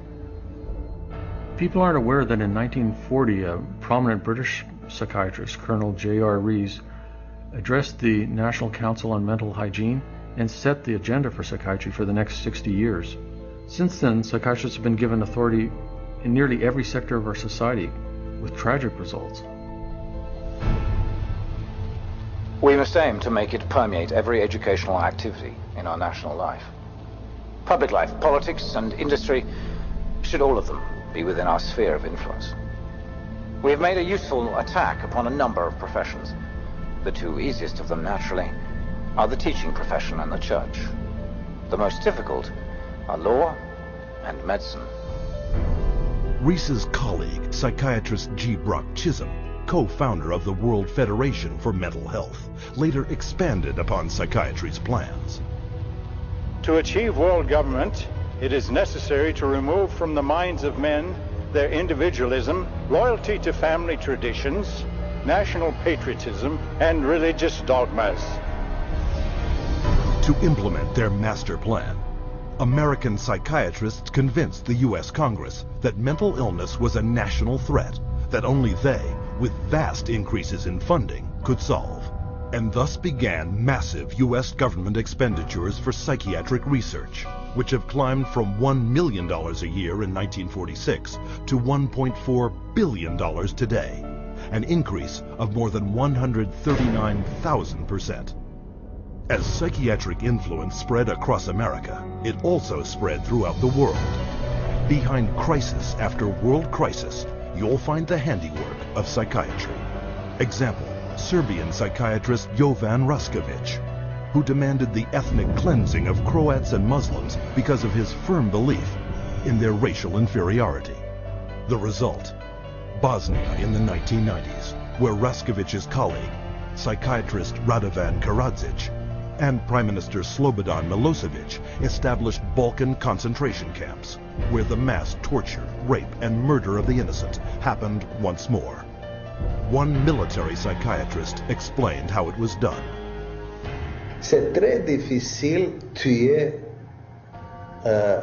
millions de personnes. C'est très difficile, techniquement difficile. Les Allemands étaient bons techniciens et ils ne pouvaient pas, ils pouvaient seulement 6 millions de Juifs exterminés. Ils massacrent, par exemple, 100 ou 200 de personnes, ou violent 100 femmes et 100 jeunes filles, pour que les autres sont effrayés et échappent. Alors vous avez le terrain pur.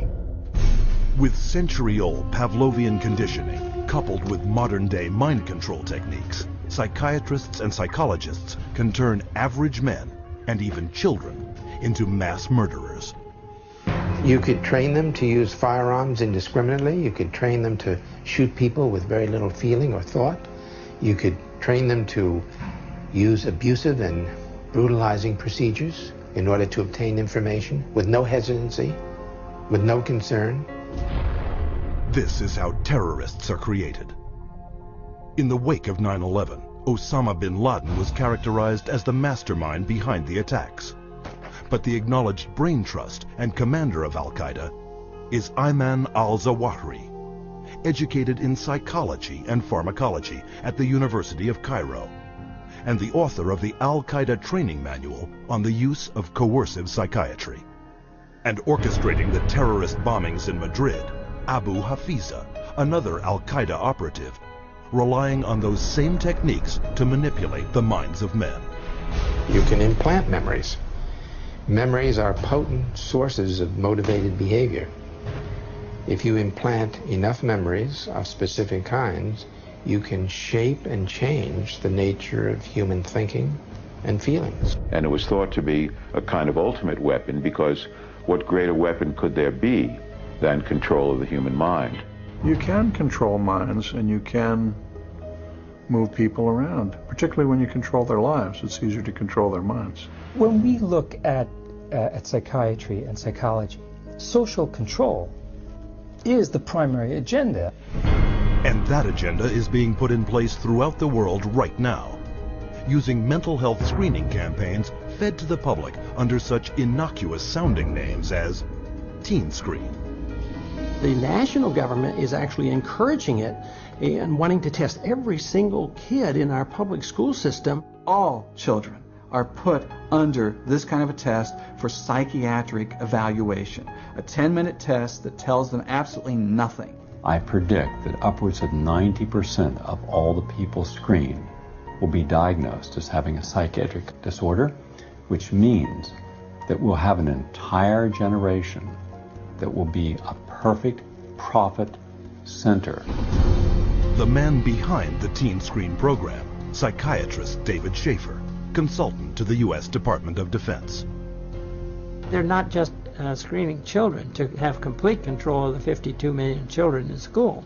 They're screening now, and that bill, they will screen their parents, and they will screen all adults in America.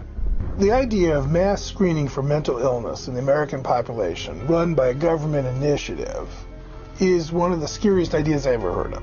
Psychiatry is politics, has always been politics. It is politics pure and simple, because psychiatry was always the application of force against people who don't want to be forced. It's a sad thing, and parents better wake up.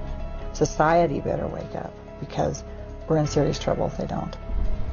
Psychiatry's master plan to infiltrate all sectors of society is becoming a reality. We don't have an epidemic of mental illness. We have an epidemic of psychiatry. Something can and must be done about it.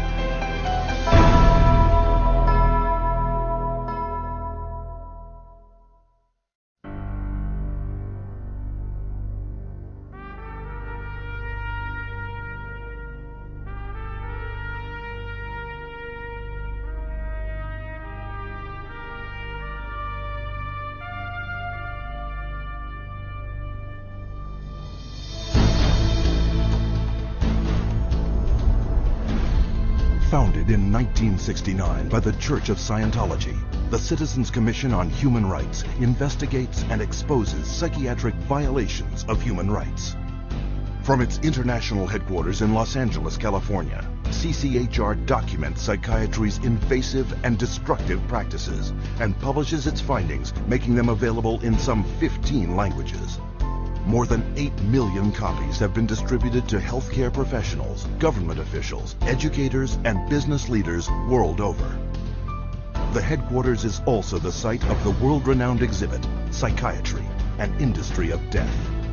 Centered around 14 documentary films, This state-of-the-art exhibition presents the history of psychiatry, from its origins, where the mentally ill were caged like animals, to the present-day mass drugging of society as the cure for invented mental disorders. Traveling versions of the exhibit visit hundreds of cities across 5 continents, opening the way for hundreds of thousands to discover for themselves the dark truth behind psychiatry. What is today a global human rights movement began more than 30 years ago with the fight for the freedom of one individual, Victor Giori, forcibly committed to a Pennsylvania psychiatric hospital. He was interviewed by a psychiatrist who said, "I can't understand a word this man is saying. He's incoherent. Obviously a paranoid schizophrenic. Commit him," which they did.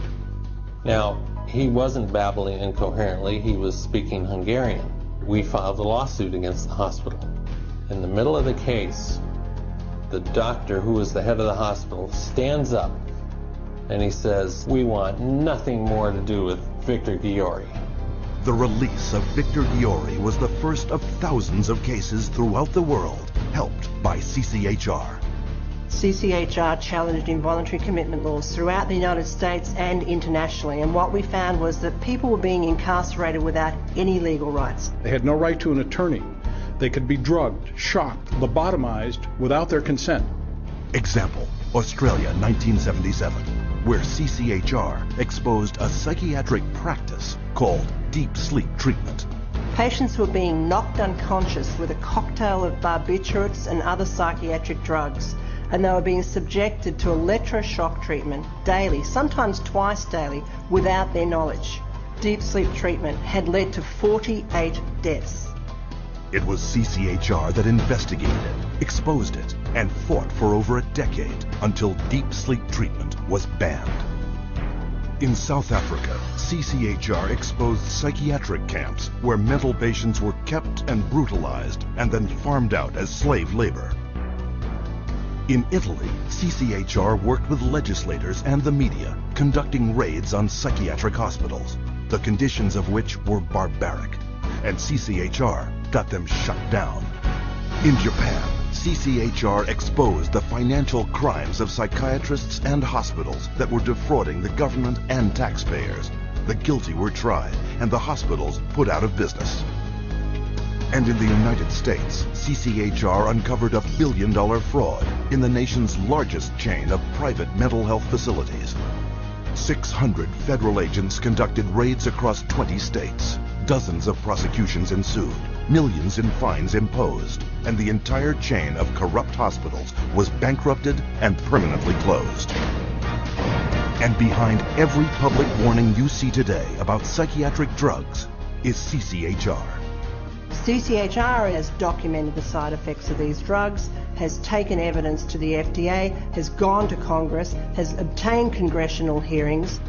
It took 13 years before the FDA finally admitted that those drugs can cause suicide and issued black box warnings. We got 9 state laws passed. Following that, it was the introduction of the Child Medication Safety Act in 2004.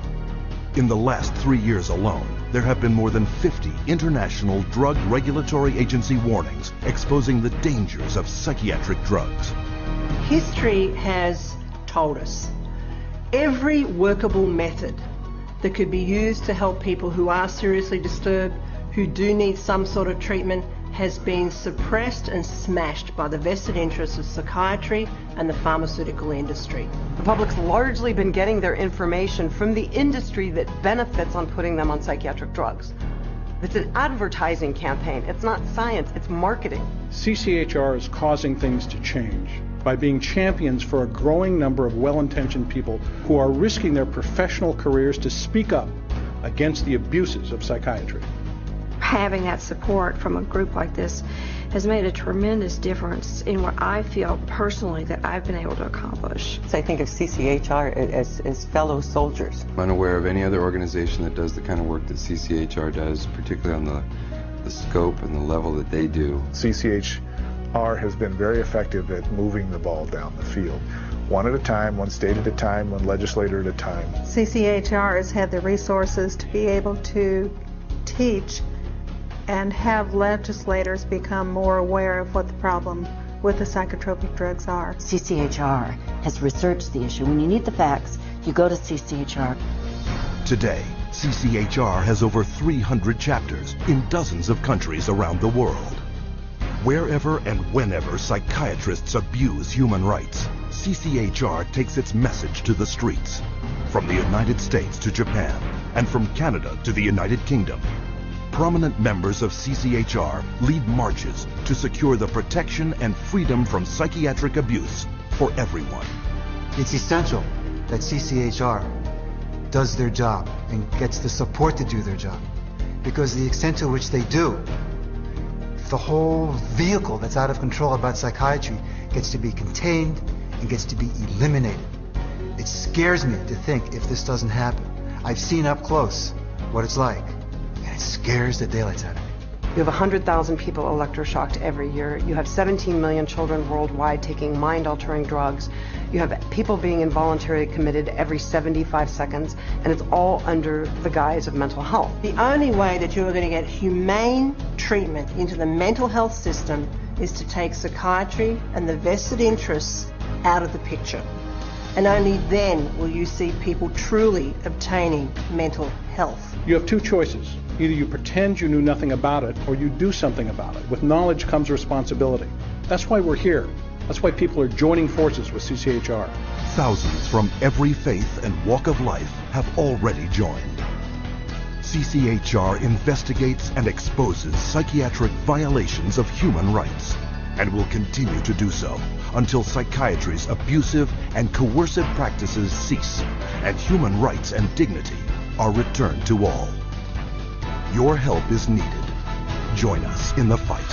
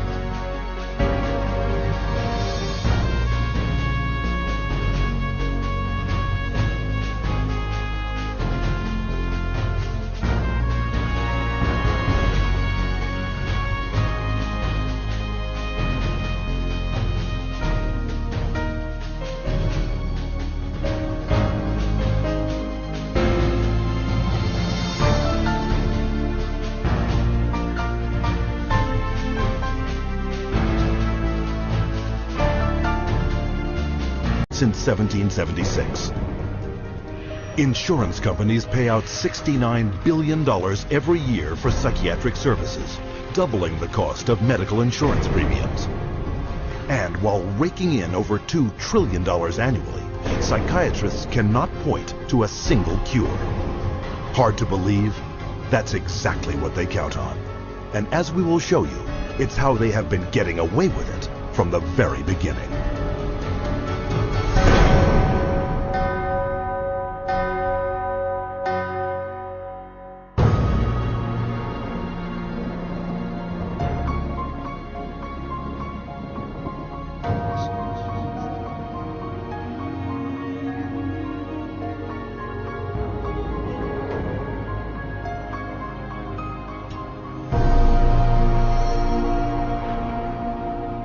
The roots of psychiatry have to do with control, power, and alienation from certain groups of people who were uncomfortable to be around.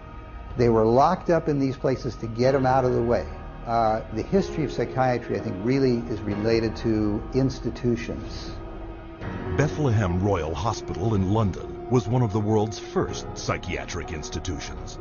Commonly referred to as Bedlam, the hospital was little more than a warehouse for those deemed mad.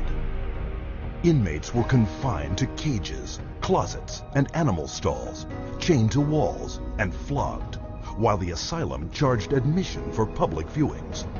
In the 18th century, William Batty was the first to promote that his institutions could cure the mentally ill. Batty's madhouses made him one of the richest men in England, though his treatments were every bit as inhumane as those practiced in Bedlam, with not a single patient cured.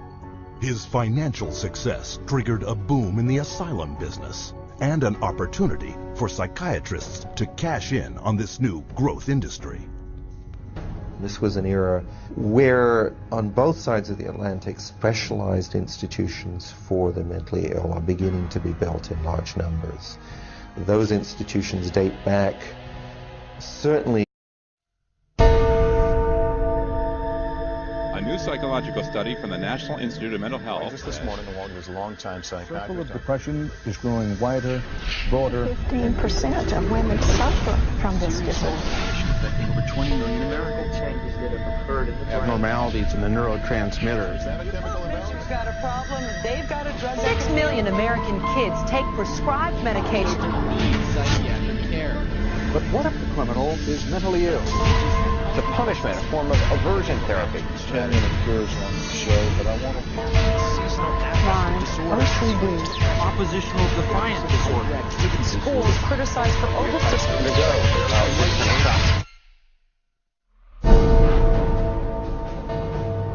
Everywhere you look, there it is. Think psychiatry has nothing to do with you? Think again. The whole field of psychiatry has gotten into every facet of your life. They basically believe that everyone is mentally ill. You smoke too much, it's a disease. You are too unhappy, it's a disease. You're too thin, it's a disease. You're too fat, it's a disease. Where are these coming from?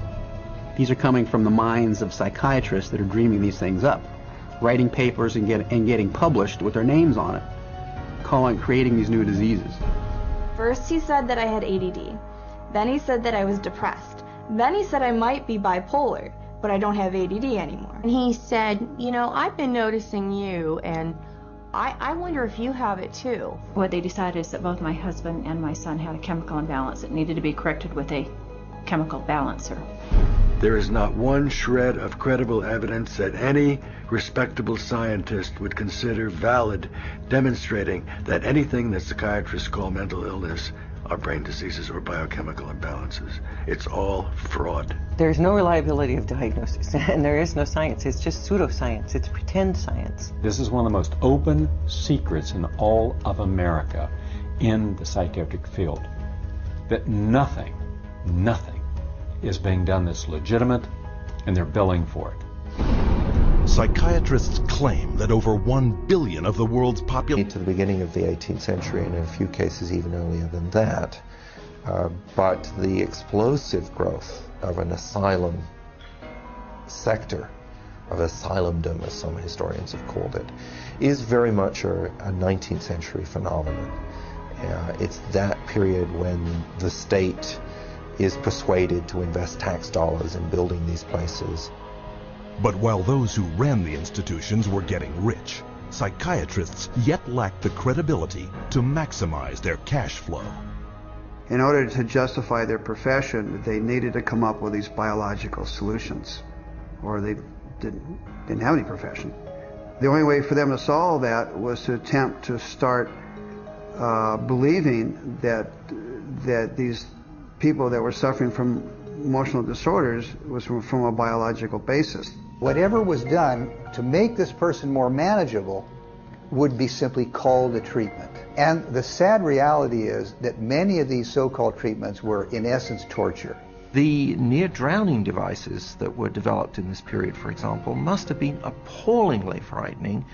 For example, one device involved putting the patient into a coffin, closing the lid, and dumping it into a bath of water, and then opening it up and trying to revive the patient. There were a range of these things, and the mortality rate was very, very high.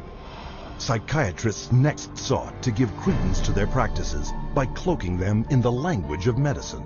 This repackaging of treatment became known as the medical model. Somebody who's really hyper and manic, if you're wrapped up in a cold sheet and dunked into some water, you're going to quit acting manic because that's a punishing treatment. So, but as soon as the symptoms started to go away, they started to believe that somehow by wrapping them up and dunking them in cold water, it was draining the toxics out of their body. So they built the medical model around that. Pushing the biological theory of mental illness a step further, an American, Benjamin Rush, put forth the idea that insanity was caused by too much blood in the head. The cure? Remove the blood by any means possible. Restraint, cold water, bleeding, even terror. And with that, a new medical model was created. Benjamin Rush was probably the most famous American physician of the Revolutionary era. Rush was known as the master bleeder. He bled his patients for madness. He also invented something called the tranquilizer. It's a chair that looks a little bit like an electric chair. The patient was confined in this apparatus, sometimes with cold water applied to his or her head, for some hours at a time, and Rush announces in a letter that he's invented this new contraption and dubbed it the tranquilizer. Rush's often lethal procedures were detailed in his 1812 textbook, which remained psychiatry's authoritative source for the next 70 years. He was so revered that in 1965, Rush was enshrined as the father of American psychiatry on the seal of the American Psychiatric Association. As the 1800s wore on, psychiatry's mounting failures at curing madness threatened their financial bottom line, forcing them to invent new medical models. The cures promised were not delivered. So by the 1860s and 70s, a growing mood of pessimism was covering Europe and North America, that effectively the new institutions were ever growing in size, but not growing in their effectiveness. The 20th century brought more medical models. American psychiatrist Henry Cotton mutilated his patients by removing their body parts, declaring this a breakthrough in the treatment of mental illness. The earliest target was the teeth and then the tonsils and the sinuses. But when patients didn't get better, the enthusiasts for this treatment then started to move down the body and to say, well, obviously patients have swallowed bacteria in their saliva, so stomachs need to go, spleens need to go, colons need to go. As public outcry escalated over torture and maiming of patients, psychiatrists would invent new methylation is mentally ill. In the past 30 years, they have prescribed psychiatric medications to 543 million people. And right now, they drug 17 million school children with stimulants and antidepressants. When recently asked about the scientific basis of their profession, those psychiatrists willing to be interviewed offered nothing but excuses. Psychiatric illness is not really illness. How do you evaluate if someone is cured or sick? Cure is certainly something we look forward to. We had no earthly idea how to accomplish. We're not good at causes. We don't know what causes mental illness. But that hasn't stopped them from pronouncing themselves mental health experts and treating people against their will. And the results? This psychiatrist, man who's supposed to work to heal people, has done nothing but destroy this man's life, and in destroying his life, destroying the lives of all of his loved ones. Excuse me. They've damaged and ruined my son, and they've trapped him in a system. The way that they treated him and made him feel like he was worthless. Ryan was being kept dumb and high on Ritalin so that they could make $2,500 per month. He gave me Valium, and I got addicted to it. It wiped out my life. My life has been ruined. My joy has been stolen. She was laying there. She took two gasps of air and died right there in front of me. It is really tragic It's awful, and it's being done for money. That's why it's being done. Oh, it's got to be in the billions. I don't know the exact number, but it's got to be in the billions. It's just unbelievable. This is so big that it boggles the mind. Take the human tragedy you have just seen and multiply it by the millions. In the past 4 decades, nearly twice as many Americans have died in government psychiatric hospitals than in all U.S. wars.